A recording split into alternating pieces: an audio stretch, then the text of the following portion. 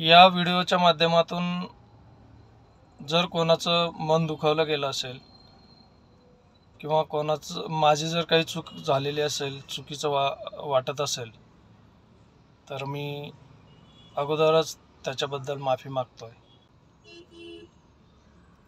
कालचा वाघोलीचा एक ॲक्सिडेंट पाहिला. काल दिवसभर बातम्यामध्ये चालू होतं, ते बातम्या होत्या, छोटे छोटे चॅनल्स होते, सर्वांनीच टाकलं. ते जसं भेटेल तसं न्यूज टाकत गेले, भावपूर्ण श्रद्धांजली वाहत गेले. पण त्याच्या पुढं जाऊन थोडंसं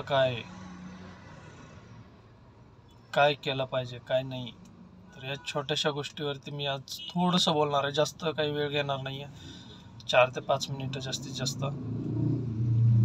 तर व्हिडिओ शेवटपर्यंत पाहण्याचा प्रयत्न करा. जर योग्य वाटला तर शेअर पण करा. तर सुरुवात करतो मित्रांनो. आज कालचं झालेलं इन्सिडेंट सर्व पाहिलं आणि आज सहज एक व्हिडिओ टाकावा असं वाटला. तर हे होतं का वारंवार जे अपघात होतात, कधी चूक ड्रायव्हरची असते, कधी गाडीची असते, कधी रस्त्याची असते. पण आजकालचे सगळ्यात जास्त जे ॲक्सिडेंट पाहण्यात येतात ते ड्रायव्हरच्या चुकीमुळे होतात मित्रांनो. आता कालचं जे बातम्यांमध्ये दाखवलं, जे सोशल मीडियावर दाखवलं, की जे गाडी चालवणारे ड्रायव्हर होते ते काल दारू पिऊन, म्हणजे ड्रंक करून, मद्यपान करून त्यांनी गाडी चालवली. तर मित्रांनो, असं कधीही करू नका.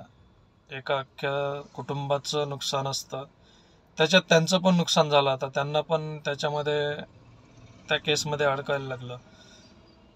विनाकारण स्वतःलाही त्रास झाला आणि दुसऱ्या परिवाराचे तर माणसं हयातून निघून गेले.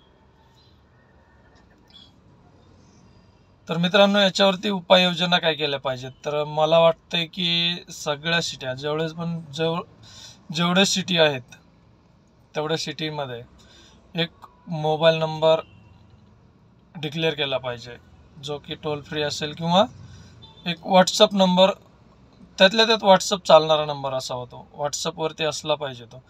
आणि त्याच्यामध्ये जर समजा कोणी बेजबाबदारपणे गाडी चालवत असेल, कोणी रॉंग साईडनं गाडी चालवत असेल, कोणी सिग्नल तोडत असेल, कोणाच्या गाड्यांना हाय पॉवरचे जे लाईट्स आहेत, त्या पांढऱ्या लाईट्स, त्यानं पण अपघात होतात मित्रांनो. त्यांच्यावरती पण कारवाई झाली पाहिजे. 3-4 छोट्या छोट्या गोष्टी आहेत, त्याच्यावरती काम केलं तर माझ्या 70-80% अपघात कमी होण्यास मदत पण होईल. प्रशासनानं पण रोडवरती पण काम केलं पाहिजे. रोडचे जे साईड पट्ट्या आहेत त्या वर्षाला दिसतील असं रिन्युअल केल्या पाहिजेत.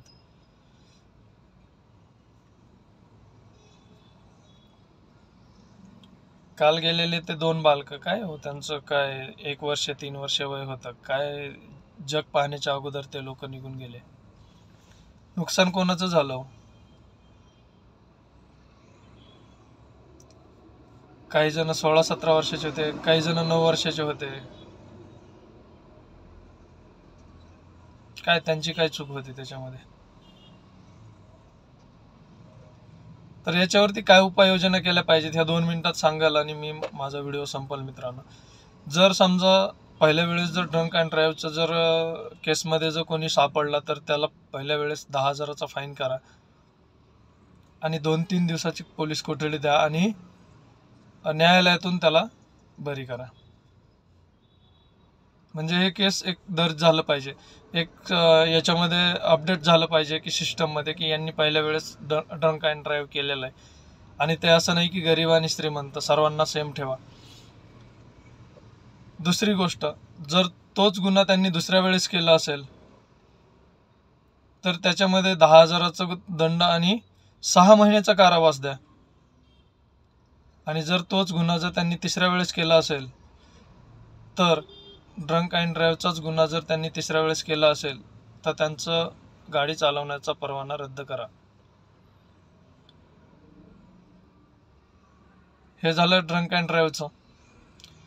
उलटी साईड चालणे, सिग्नल तोडणे, बेजबाबदारपणे कार चालवणे,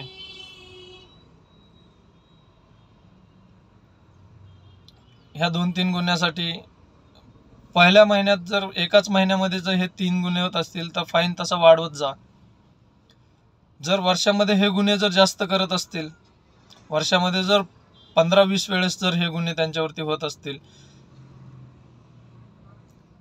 तर त्यांचं लायसन रद्द करा, त्यांचा गाडी चालवण्याचा परवाना रद्द करा.